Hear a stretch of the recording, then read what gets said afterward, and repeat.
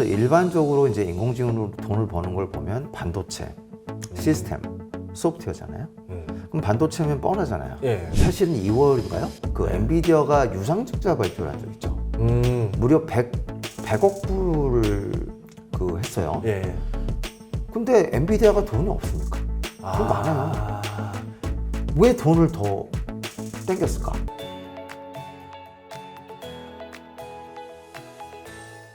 자, 그럼 이번에는 좀 돈을 벌어야 되잖아요. 그러면 뭘 투자해야 돈을 벌까? 뭐 아까 일부에서도 어느 정도 이야기를 해주셨는데 AI 어때요? 인공지능이요. 예. 네. 우선 AI 발로 생각을 많이 하거든요. 이번 상승은 사람들이. AI 하면 이제 그 한국에서 코스닥에서 막 우후죽순 나오는 소프트웨어 기업들은 AI라고 볼 수 없어요. 그건 그냥 테마입니다. 테마. 그러니까 진짜로 누가 인공지능으로 돈을 벌고 있느냐를 봐야 될 때는 그 일부 뭐 의료용 인공지능 이런 거 제외하고는 거의 다 그냥 의미가 없는 테마예요. 그래서 일반적으로 이제 인공지능으로 돈을 버는 걸 보면 반도체, 시스템, 소프트웨어잖아요. 그럼 반도체면 뻔하잖아요. 예. 예, 뭐 로직 반도체 아니면 메모리 반도체. 뭐 메모리 반도체도 뭐 조금 비싼 거 HBM 예. 아니면 뭐 이제 엔비디아도 좀 비싼 거 H100 이런 거. 예. 그다음 둘 다 지금 쇼티지예요. 예. 예. 세 번째가 이제 그제서야 소프트웨어가 되는 거죠. 근데 이제 그 소프트웨어 회사가 미국의 또 유력한 마이크로소프트, 그 예. 마이크로소프트, 오픈 AI 말고 구글 구글의 말고 바드, 예. 일부 한 두어 개 굉장히 유력한 스타트업들이 또 있긴 있어요.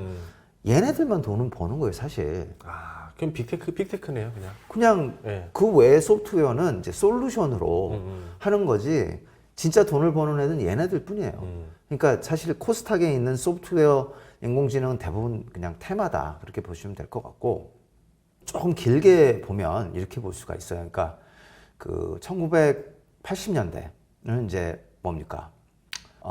도스죠. 90년대까지 잘 썼습니다. 네, 도스가 예. 키보드죠. 예. PS5 같은 규격을 통해서 통신하는 키보드고, 그다음에 90년대 와서 뭐가 왔습니까? 윈도우 3.1. 그렇죠. 예. 윈도우 나오고, 그 다음에 GUI 나오고, 또 뭐죠? 마우스가 나왔죠. 예, 맞아요. 맞아요. 마우스가 있어야 이게 된 GUI가 그러니까 되니까. 도스 쓸 때만 해도 마우스가 필요가 없었거든요. 예. 근데 이제 이렇게 될 때 뭐가 먼저 따라왔냐? 소프트웨어보다 하드웨어가 먼저 따라왔다는 얘기예요. 왜냐하면 1990년대 중반 이후에 윈도우 95가 나오면서 펜티움 CPU가 아니면 안 들어가요. CD-롬 시대도 그때 비슷하게 열리고. 메모리도 예. 두 배로 예. 용량을 높이지 않으면 예. 소프트웨어가 안 들어가요. 그때 디스켓으로도 웬만한 게 커버됐었다가 도스 때는 윈도우로 바뀌면서 디스켓으로는 프로그램이 커버가 안 되는 거예요. 이제는 CD-롬으로 깔아야 설치가 되고 하드웨어 용량이 급격하게 늘어나고 딱 그 시대였었어요. 그래서 하드웨어가 먼저 가는 거예요. 소프트웨어보다. 그러니까 소프트웨어가 진짜 뜨는 거는 2000년대였었대요. 그래서 1990년대 후반기는 그래서 하드웨어가 먼저 뜬 겁니다. 그 다음에 이제 2000년대는 요 하드웨어를 이용해서 소프트웨어가 꽃을 피웠지만 다른 세대가 또 나오기 시작하죠. 바로 터치와 스마트폰이 예. 나오는 거예요. 그 다음 지금은 뭡니까? 헤드셋? 음성과 인공지능. 예. 이렇게 되는 거예요. 이게 그죠? 예, 뭐 도스 키보드, 마우스, 윈도우, 스마트폰, 터치, 음성, 인공지능. 지금 여기까지 와 있는 거예요. 예. 그럼 지금도 만약에 1990년대 후반과 비슷한 상황으로 간다면 하드웨어가 먼저 가는 거죠.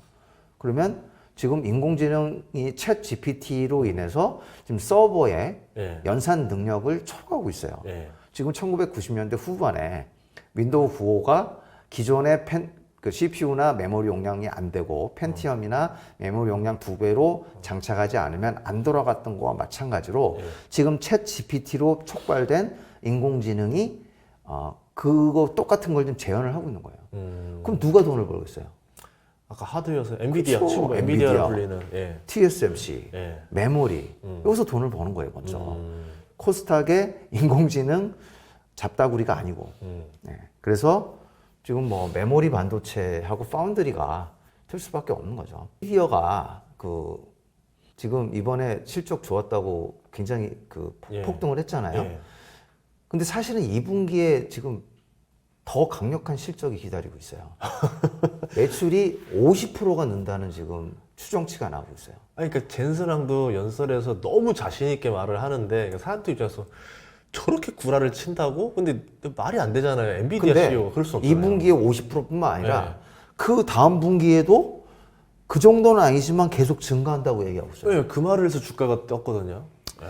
자, 근데 이게 정말 구라냐? 예. 그게 아닐 것 같아요. 왜냐하면 사실은 2월인가요? 그 엔비디아가 유상증자 발표를 한 적 있죠. 무려 100억 불을 그 했어요. 예. 근데 엔비디아가 돈이 없습니까? 돈 많아요. 왜 돈을 더 땡겼을까? 설비 투자다. 설비 투자 안 하죠. 엔비디아는 패밀리스잖아요. TSMC 할런을 넣는 거예요. 할런이라는 게 뭐냐면 그 이미 채워져 있는 랏들이 있잖아요. 내가 정상적인 가격으로 사면 그 다음에 해야 되는데 나 지금 주문이 폭주를 해서 안 돼. 이 앞에다 넣어줘. 그러니까 디즈니랜드를 치면 비용 3배 내면 먼저 채우잖아요. 새치기. 한런 비용이었다. 그 그게. 할런 비용이 그것도 이제 엄청나게 들어가기 때문에 급전이 필요했을 것이다. 그러니까 위험한 급전이 아니라 요 새치기 하려고 돈이 필요한 게 아닌가 전 추정을 그렇게 해요. 그 말은 지금 주문이 폭증하고 있다는 얘기예요. 그럼 결국은 엔비디아조차도 지금 그 들어오는 수요를 감당을 못 한다는 거잖아요. 지금 실제로 네. H100 같은 경우에는 주문하면 6개월 기다려야 돼요. 그러면 아까 뭐 응용을 하자면 AMD로도 넘어갈 수도 있는 거 아니에요? AMD는 CPU 쪽이고, 예. 그러니까 GPU, 그러니까 지금 엔비디아는 그냥 GPU가 아니에요. 사실은 그 안에는 예. 그 NPU가 그 기능하는 하드웨어가 포함되어 있는 GPU고, 또 가장 중요한 건 쿠다라는 그 프레임워크가 있어요. 예. 그 쿠다라는 프레임워크가 GPU를 GPGPU로 쓸 수 있게 만들어주거든요. 그러니까 그냥 GPU는 원래 그래픽 렌더링이나 이런 거밖에 못해요. 근데 예. 요거를 일반 병렬 처리 용도로 쓰게끔 하는 게 GPGPU고 그거를 엔비디아가 프레임워크로 제공한 게 쿠다예요. 그 쿠다가 개발자들에게 완전히 커먼 스탠다드가 됐기 때문에 맞아요. 엔비디아가 GPU가 그냥 인공지능 가속기로 된 거예요. 그러면 이미 벌써 이렇게 플랫폼을 장악한 상태이기 때문에 다른 것들이 치고 들어오기 쉽지 그렇죠. 않다는 인텔이나 AMD도 GPU를 만들지만 쿠다가 없잖아요. 그러니까 안 되는 거예요. 근데 그럼에도 불구하고 GPGPU는 그래도 GPU이기 때문에 전용 NPU 대비 떨어져요. 그래서 한국 그 팹리스나 뭐 그다음에 뭐 구글도 뭐 텐서 코어 이용한 그 전용 칩을 만들고 있는데 지금 엔비디아의 GPU에 그걸 가속하는 NPU 하드웨어를 또 집어넣고 있어요. 근데 또 도망간 거예요. 지금 엔비디아가 또 도망갔는데 게다가 그 개발자의 스탠다드가 된 쿠다 인터페이스를 다 갖고 있기 때문에 AMD와 인텔이 GPU 갖고 있어도 지금 택도 없어요. 그러면 한마디로 말하면은 이 집이 맛집인데 똑같은 메뉴를 한다 하더라도 도저히 이 맛을 흉내 못 낸다는 그렇죠. 거잖아요. 네. 그런데 문제는 엔비디아도 캐파가 꽉 차 있는 상태라 뭐 더 매출을 늘릴 수 있는 방법이 없고 그렇게 가격을 올리는 것밖에 없는 거 아니에요? 그러니까 지금 뭐 3나노에다 지금 10% 남았잖아요. TSMC가 애플 90% 차지하고 있는데 10% 남은 거에다 한런 넣은 거예요 지금. 아니면 4나노에 넣던가. 왜냐하면 H100은 지금 3나노거든요. 그렇기 때문에 지금 이 10% 쓸 것 같은데 그러니까 이거 가지고 안 될 거예요. 그러면 어디 가겠어요? 삼성 가야죠. 그냥 삼성전자가 어부질이 될 수밖에 없는 상황이고 반대로 말하면 삼성전자가 그거를 다 수주를 할 수 있다는 얘기는 엔비디아는 매출이 배로 뛸 수도 있다는 얘기네요. 그렇게 지금 막 땡겨야 엔비디아도 매출이 올라가니까. 네. 근데 이제 지금 뭐 TSMC가 지금 받아주지 못하고 있고 그러다 보니까 새치기 가격 지금 쓰고 있는 거고 새치기를 해도 지금 10%밖에 안 되잖아요. 3나노가. 그럼 뭐 어차피 삼성 갈 수밖에 없는 거죠. 근데 이제 삼성이 시총이 1위잖아요. 그러니까 그렇게 급등을 할 수는 또 없어요. 그러니까 진짜 승자는 소부장에서 나올 거예요. 그러면 그 소부장에서도 보통 선공정 있고 후공정이 있는데 아무래도 전공정이 낫죠. 전공정이 나요? 전공정이 낫는데 근데 후공정도 약간 이제 독점적인 뭐 예를 들어 뭐 패키지 일체화, 인스펙션 일체화 기계를 갖고 있는 회사들도 있기 때문에 그런 회사들은 나름 수혜를 보겠지만 전공정이 일반적으로 수혜를 보고 전공정 중에서도 희소성이 높아야 돼요. 그러니까 기본적으로 주식은 얼마나 희소성이 있는 것이냐, 독점을 할 수 있냐. 얼마나 독점적인 기술이냐 여기에 달려 있어요. 그러면 뻔하죠. 몇 개 없는데 우리나라에. EUV죠. EUV. ASML. 뭐 예. 그렇죠. 그러니까 한국 회사 한국에도- 말고는 예. 저쪽 ASML이고 예. 한국에서도 뭐 있잖아요. EUV 있고 예. 그다음에 뭐 식각 예, 예. 좀 어려운 식각이 있어요. 이것도. 예. 그다음에 뭐 열 처리도 좀 어려운 열 처리가 있어요. 예를 들어 뭐 그 고압 수소로 하지 않으면 안 되는 어닐링 장비가 또 있어요. 뭐 그런 거라든가. 그다음에 EUV에서 한국에서 유일하게 부품을 뭐 예, 예. 제공하는 회사가 있다든지 아니면 뭐 한국에서 유일하게 전공정 내에서 쓰는 인스펙션 검사 장비라든가 뭐 오버레이 장비가 있어요. 요런 거를 만드는 회사가 한국에 한두 군데밖에 없거든요. 뭐 그런 데라든지 뭐 원자형 미용을 만든다든지 이런 뭐 거의 뭐 다 말씀드린 것 같은데 예. 이런 기업들이 더 수혜를 볼 수밖에 없는 거죠. 아, 그러면 보통 이 경험적으로 보셨을 때 몇 배 정도 차이 나요? 상승할 때 뭐 예를 들어 삼성전자가 한 10% 오른다 그러면은 그 중간중간에 그런 건 알 수 없고 예. 2020년부터 2021년 1분기까지만 딱 비교를 해보면 삼성전자가 한 2배 정도 뛰었나요? 근데 이제 뭐 EUV나 뭐 관련 그 소부장은 뭐 기본 3배, 4배죠. 아, 그래서 확실히 소부장이 더 매력적이다. 예. 아, 알겠습니다.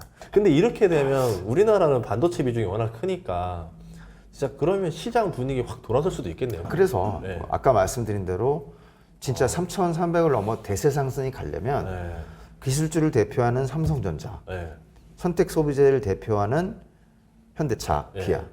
나중에 혹시 모르면 네카오. 어. 얘네들이 뜨지 않으면 대세 상승을 갈 수가 없어요. 그래서 만약에 대세 상승 못 가고 전고점까지밖에 못 간다. 그럼 반도체만 상승할 거예요. 아. 자동차까지 못 가고, 자동차나 플랫폼까지 못 가고. 아, 그러면 지금은 약간 반도체가 메인 스트라이커다 봐야 되겠네. 그렇게 될 수밖에 없는 거죠. 예. 지금 뭐 그 개인 투자자들의 생각과 정반대일 겁니다. 그러면은 이제 AI랑 반도체까지 알아봤고 2차 전지는 그러면은 좀 정체가 되나요? 그러면? 2차 전지는 뭐 예. 이제 좀 쉬어야죠. 지금 개인적으로는 이제 에코프로를 예. 500% 한번 찍었는데 뭐 그 정도 먹었으면 좀 쉬어야 되지 않겠습니까? 아, 그렇죠. 그냥 뭐 예. 예, 기본이에요, 그냥. 그럼 다음번에 오를 만한 게 아까 선택 소비 중에서 자동차 얘기하셨거든요. 자동차보다는 이제 엔터가 먼저 가고 있죠. 엔터 이 많이 올랐잖아요, 또. 제가 볼 때는 아직 멀었어요. 아, 진짜요? 저는 저 JYP의 오랜 주주거든요. 아주 오래 전부터 가지고 네, 있는데 옛날에 얘기했었어요, 맞아. 네. 예. 아직 멀었어요, 제가 볼 때는. 저희 저번에 그 엔터 애널리스트 분이 나와서 얘기를 했었는데 왜 이렇게 많이 오른 주식을 이제 얘기하냐, 이제 이 끝물이다 막 이런 얘기했었거든요. 아니, 더 높게 보는 거예요? 뭐 사실 제가 예.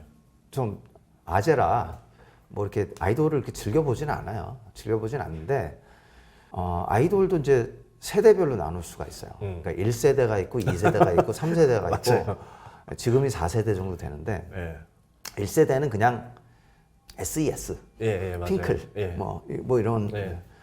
맨 처음 나온 친구들. 근데 1.5세대가 나와요. 1.5세대가 이제 소녀시대, 뭐 카라, 신화 동방신기 이런 거. 뭐 저 일단 여자 쪽으로 예, 이제 아.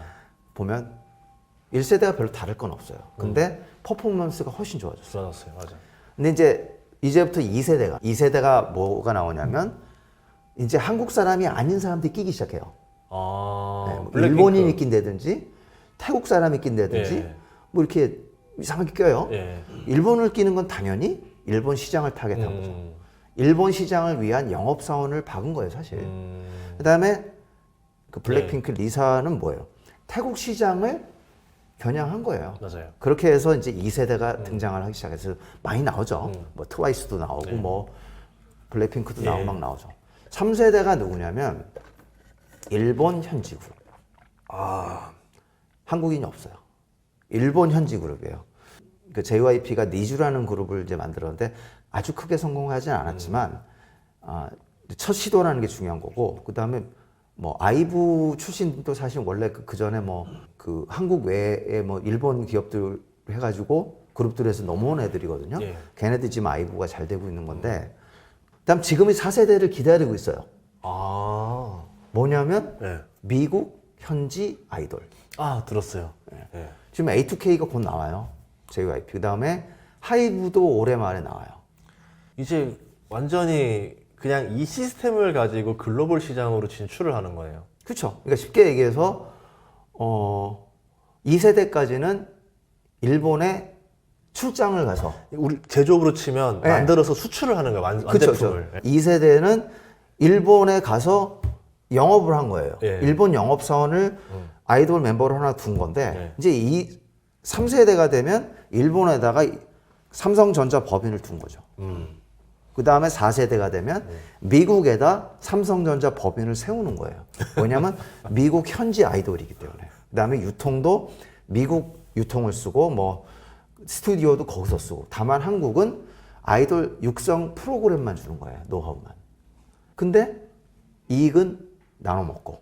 아, 나중에 진짜 좀 빌보드 그럼 죄다 아이돌로 이렇게 순위 쫙. 거기까지 가면 지금 뭐 야. JYP 주가엔 10배 되겠죠. 예, 주주로서는 좋겠지만 저 음악 쪽으로서는 나는 좀.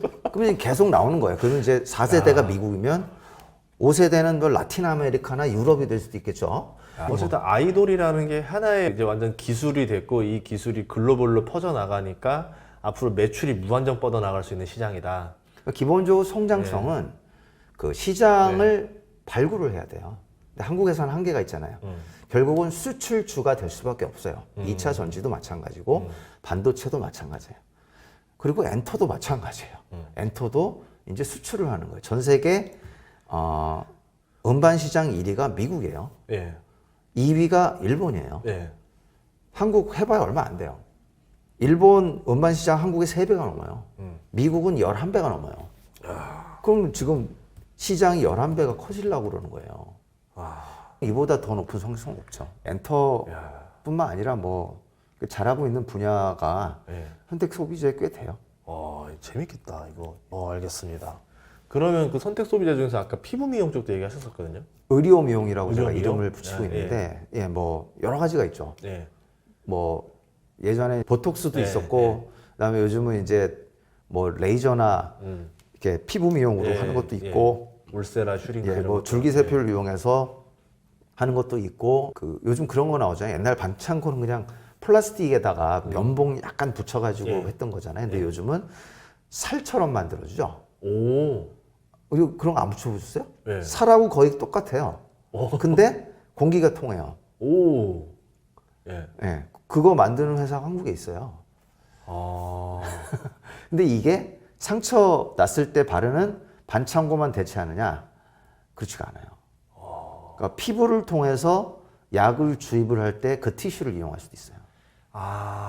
그러니까 의료 미용 전반에 쓸 수가 있게 돼요. 그러니까 붙이기만 하면 경구용으로 안 해도 된다는 얘기죠. 그리고 이렇게 하게 되면 이제 지속적으로 오랜 시간 동안 일정량을 계속 피부에 투입을 할 수가 있거든요. 그런 것도 있고 그쪽에 굉장히 한국에서 잘 나가는 회사들이 꽤 됩니다. 기본적으로 이제 4가지를 항상 봐야 되거든요. 그러니까 실적, 기술적 추세, 수급, 성장성.